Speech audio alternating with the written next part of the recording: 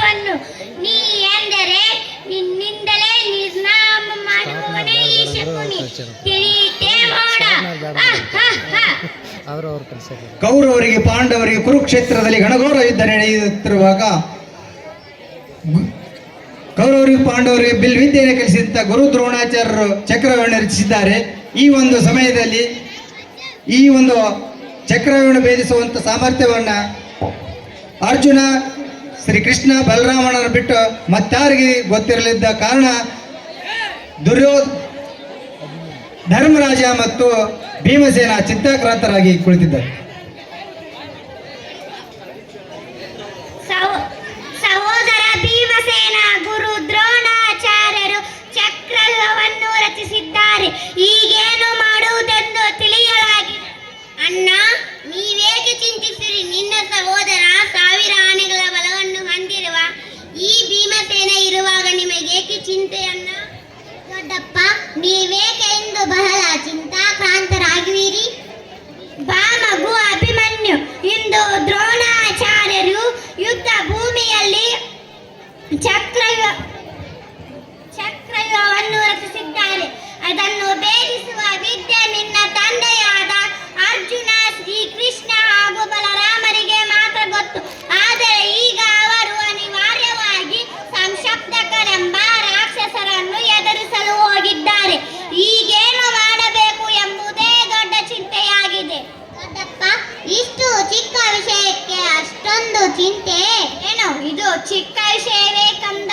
ಪಾಂಡವರಿಗೂ ಕೌರವರಿಗೂ ಬಿಲ್ವಿದ್ಯೆ ಕಲಿಸಿದ ದ್ರೋಣಾಚಾರ್ಯರು ರಚಿಸಿರುವ ಚಕ್ರವ್ಯೂಹವನ್ನು ಭೇದಿಸುವುದು ಅಷ್ಟು ಸುಲಭದ ಕೆಲಸವೇ? ಚಿಂತಿಸಬೇಡ ದೊಡ್ಡಪ್ಪ,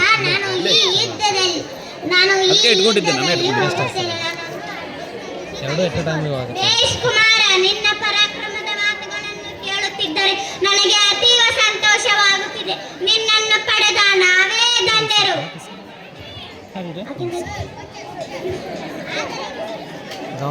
ಆದರೆ ಹಾಗೆಂದರೇನು ದೊಡ್ಡಪ್ಪ? ನನ್ನ ಸಾಮರ್ಥ್ಯದ ಮೇಲೆ ನಿಮಗೆ ಶಂಕೆ? ನನ್ನ ಮೈಯಲ್ಲಿ ಹೊರೆಯುತ್ತಿರುವ ಕ್ಷತ್ರಿಯ ವಂಶದ ರಕ್ತ. ನಾನು ಜಗದ್ವಿಖ್ಯಾತ ಅರ್ಜುನನ ಮಗ. ಹೌದು ಮಗು, ನೀ ಹೇಳುತ್ತಿರುವ ಮಾತುಗಳಲ್ಲಿ ಸಂದೇಹವಿಲ್ಲ.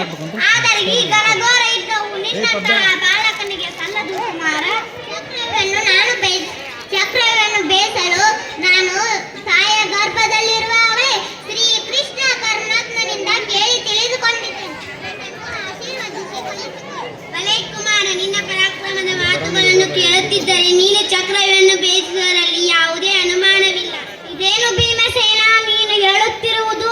ಅಭಿಮನ್ಯು ಇನ್ನು ಮಗು, ಅವನನ್ನು ಯುದ್ಧಕ್ಕೆ ಕಳಿಸಲು ನನಗೆ ಸರಿ ಕಾಣಿಸದು. ಅಣ್ಣ, ನೀನು ಚಿಂತಿಸಬೇಡ. ಚಕ್ರವ್ಯೂಹವನ್ನು ಭೇದಿಸುವ ಸಾಮರ್ಥ್ಯ ವೀರ ಅಭಿಮನ್ಯುವಿನಲ್ಲಿ. ಆಯ್ತು ಭೀಮಸೇನ, ನಿನ್ನ ಮಾತಿನಂತೆ ಅಭಿಮನ್ಯುವಿಗೆ ಕಳಿಸಲು ನನ್ನ ಸಾಮರ್ಥ್ಯವಿದೆ. ನಾವೆಲ್ಲರೂ ಯುದ್ಧ ರಂಗದಲ್ಲಿ ವೀರ ಬಾಲಕನಿಗೆ ರಕ್ಷಾ ಕವಚ.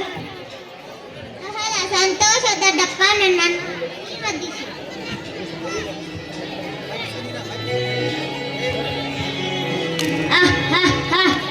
ನನ್ನನ್ನು ನಿನ್ನ ಹಿತೈಷಿ ಎಂದು ತಿಳಿದಿರುವೇನೋ?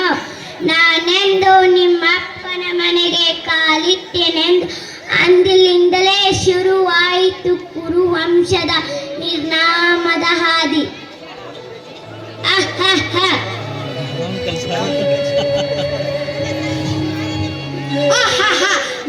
ಇಂದು ಈ ಮಹಾಸಭೆಯಲ್ಲಿ ನಿನ್ನನ್ನು ನೋಡಿ ಎಲ್ಲರೂ ಗಾಗಾಯಿಸಿ ನಗುತ್ತಿದ್ದಾರೆ. ಈ ಕ್ಷಣಕ್ಕಾಗಿ ನಾನು ಆತರ ಎತ್ತಿದ್ದೆ. ಈ ಕ್ಷಣದಿಂದ ನಿನ್ನ ಸತ್ತು ನಾಶ ಹೊಂದುವ ಭೀಮಸೇನ, ತಿಳಿಯಿತೆ? ತಿಳಿಯಿತೆ ಭೀಮಸೇನ?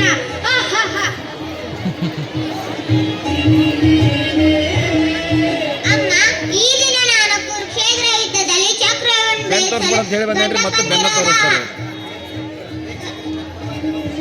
ದೊಡ್ಡಪ್ಪಂದಿರಾದ ಹಾಗೂ ಭೀಮಸೇನರಿಂದ ಆಶೀರ್ವಾದ ಪಡೆದು ಬಂದಿದೆ. ನೀನು ನನ್ನನ್ನು ಹರಿಸಿ ಕಲಿಸಿಕೊಡು. ಆಗಲಿ ಮಗು ಶ್ರೀಕೃಷ್ಣ. ಇದೇನು ಕಂದ, ನೀನು ಯುದ್ಧರಂಗಕ್ಕೆ ಹೋಗುವಯಾ? ಅಲ್ಲಿ ಚಕ್ರವ್ಯೂಹವನ್ನು ಭೇದಿಸುವಯಾ? ಈ ಸುಭದ ಆನಂದನ ವೀರ ಅಭಿಮನ್ಯುವಿನ ಮೇಲೆ ಸಂಖ್ಯೆ ನನ್ನನ್ನು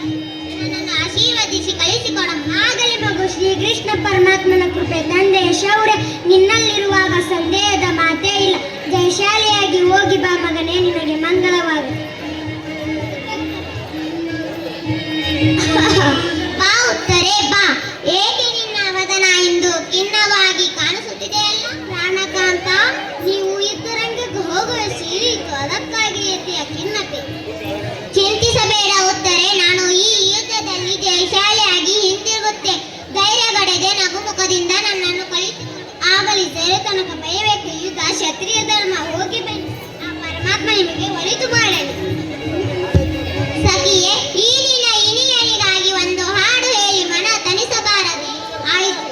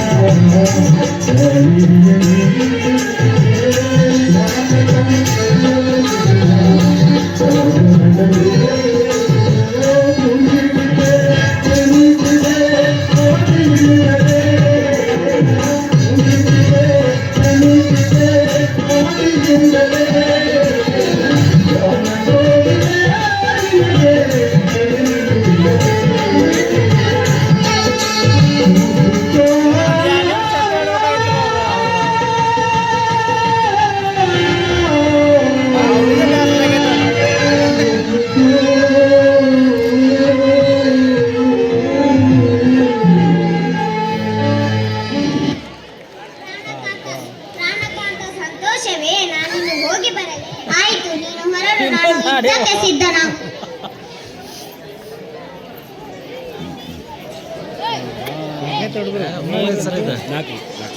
ಯುದ್ಧ ಆಗ್ಬೇಕಲ್ರಿ, ಸಾಯ್ಬೇಕ್ರಿ ಅವ. ಅಭಿಮನ್ಯು ಸಾಯ್ತಾನೆ. ಸುಮಿತ್ರ, ಆದಷ್ಟು ಬೇಗ ನನ್ನನ್ನು ದ್ರೋಣಾಚಾರ್ಯ ರಚಿಸಿದ ಚಕ್ರವ್ಯೂಹದ ಕಡೆ ಕರೆದುಕೊಂಡು ಹೋಗು.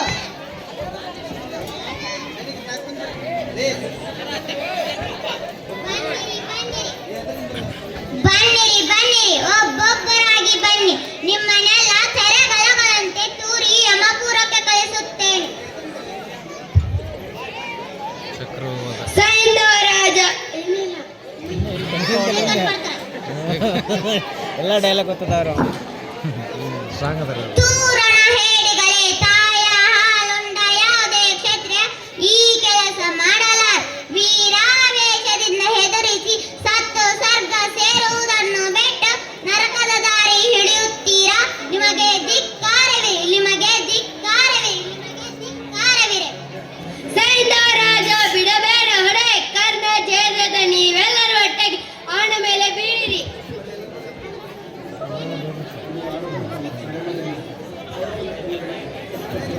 ಈ ರೀತಿಯಾಗಿ ಚಕ್ರವ್ಯೂಹದಲ್ಲಿ ವೀರ ಅಭಿಮನ್ಯು ವೀರ ಮರಣವನ್ನು ಹೊಂದುತ್ತಾನೆ. ಇಲ್ಲಿಗೆ ಈ ಒಂದು ನಾಟಕ ಮುಕ್ತಾಯಗೊಳ್ಳುವುದು.